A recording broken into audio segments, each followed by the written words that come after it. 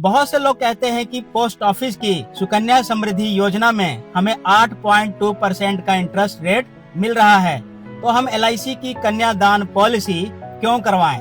तो साथियों, मैं आपको एक छोटे से एग्जाम्पल से पोस्ट ऑफिस की सुकन्या समृद्धि योजना और LIC की कन्यादान पॉलिसी के बारे में बताऊंगा। तो दो व्यक्ति हैं, दोनों की एक साल की बेटी है। एक ने पोस्ट ऑफिस से सुकन्या समृद्धि योजना ले ली और दूसरे ने LIC से कन्यादान पॉलिसी ली। मान लीजिए अब दोनों का मंथली प्रीमियम 4,000 रूपए की है।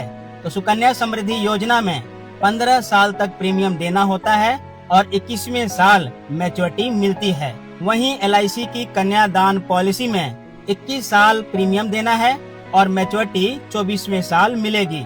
अगर मैच्योरिटी अमाउंट की बात करें तो सुकन्या समृद्धि योजना में 21वें साल लगभग 22 से 23 लाख रुपए की मैच्योरिटी मिलती है और LIC की कन्यादान पॉलिसी में 24वें साल लगभग 24 से 25 लाख रुपए की मैच्योरिटी मिल जाती है।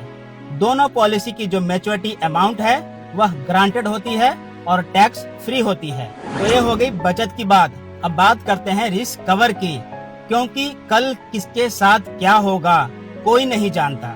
अगर कमाने वाले व्यक्ति के साथ कुछ मिसहैपनिंग हो जाती है तो सुकन्या समृद्धि योजना में कोई भी क्लेम फैमिली को नहीं मिलता और न ही पॉलिसी की प्रीमियम माफ होती है, बल्कि 15 साल तक प्रीमियम देना ही होता है, तभी जाके मैच्योरिटी अमाउंट 21वें साल मिलता है। वहीं अगर LIC की कन्यादान पॉलिसी में पिता का निधन होता है तो 10 लाख रुपए तुरंत नॉमिनी को मिल जाता है और बाकी की बची हुई सारी किस्तें माफ हो जाती हैं और हर साल बेटी की पढ़ाई के लिए 1 लाख रुपए मिलता रहता है और यह पैसा तब तक मिलता है जब तक कि पॉलिसी पूरी ना हो जाए।